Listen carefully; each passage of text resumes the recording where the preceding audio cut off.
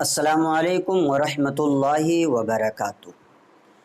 ماہ محرم الحرام میں بہت ساری غلط فہمیاں لوگوں کے ذہنوں میں پائی جاتی ہیں۔ الگ الگ طرح سے لوگ سوالات کرتے ہیں۔ انہی سوالات میں سے ایک سوال آج یہ بھی آیا ہوا ہے کہ محرم کے مہینے میں مچھلی اور ساگ کھانا یہ کیسا ہے؟ ایسے ہی مچھلی کا شکار کرنا، مچھلی کو مسلمان بیچ سکتے ہیں یا نہیں؟ اگر شکار کر کے لائے ہیں، خود کھانا چاہتے ہیں تو کھا سکتے ہیں یا نہیں؟ اور ایسے ہی گوشت وغیرہ کھانا کیسا ہے؟ یہ سارے سوالات کی جو جڑ ہے وہ ایک چیز ہے، وہ یہ ہے کہ لوگ سوچتے ہیں کہ محرم کا جو مہینہ ہے یہ غم اور ماتم کا مہینہ ہے۔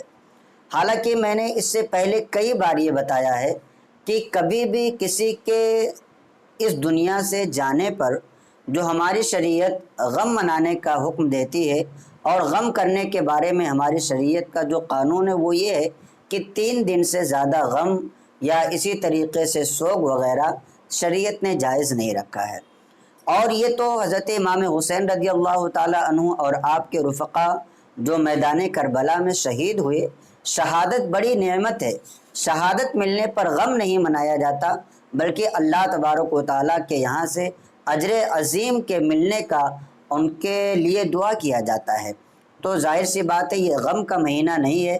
جو لوگ یہ سوچتے ہیں کہ یہ غم کا مہینہ ہے، اس لیے ہمیں اس میں مچھلی نہیں کھانا چاہیے، اس لیے ہمیں اس میں گوشت نہیں کھانا چاہیے، یا اور طرح کے ساگ وغیرہ کا کیا مسئلہ آیا، یا ارہر کی دال نہیں کھانا چاہیے، یہ ساری چیزوں کی کوئی اصل نہیں ہے، بلکہ اللہ تبارک و تعالیٰ نے کلام پاک میں ارشاد فرمایا کُلُوا مِمَّا رَزَقَكُمُ اللَّهُ حَلَالًا طَيِّبًا، کہ اللہ تبارک و تعالیٰ نے جو تمہارے لیے حلال اور طیب چیزیں رکھی ہیں ان میں سے کھاؤ اور پیو۔ ظاہر سی بات ہے حلال اور طیب چیزیں ہر دن میں اور ہر مہینے میں کھانا جائز ہے، سوائے روزوں کو چھوڑ کر کے۔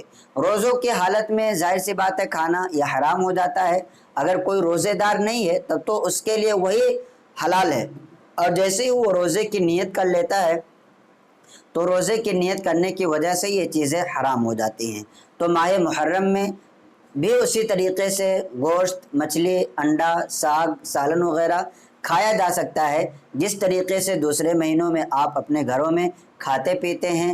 محرم کا مہینہ آ جانے کی وجہ سے ساگ یا اسی طریقے سے مچھلی، گوشت، ارہر وغیرہ کوئی چیز حرام نہیں ہوتی ہیں۔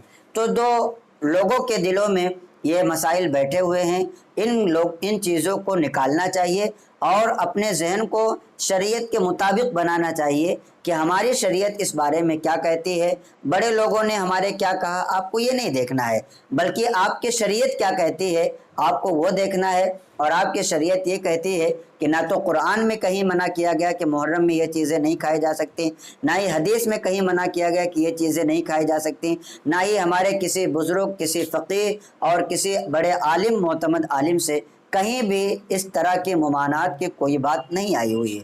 لہٰذا آپ اس مہینے میں بھی اسی طریقے سے کھانا پینا جو بھی کھانا چاہتے ہیں کھا پی سکتے ہیں، جس طریقے سے دوسرے مہینوں میں آپ کھاتے پیتے رہتے ہیں۔ تو آپ سے گزارش ہے کہ اس کلپ کو زیادہ سے زیادہ اپنے دوستوں احباب کو بھی شیئر کریں، تاکہ اگر ان کے دلوں میں بھی غلط فہمی ہے تو ان کی غلط فہمی دور ہو سکے۔ السلام علیکم ورحمۃ اللہ وبرکاتہ۔